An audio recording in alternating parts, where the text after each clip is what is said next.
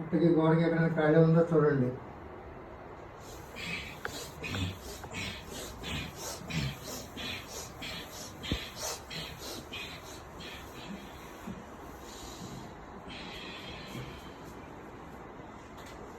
ఇవి మీకు ఉపయోగపడే ఆసనాలు.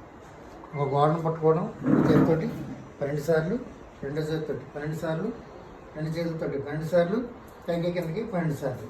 కింద తీసింది మకరాసన్, భుజంగాసన్, నిరాళంబరాసన్. ఇది సరిపోతుంది.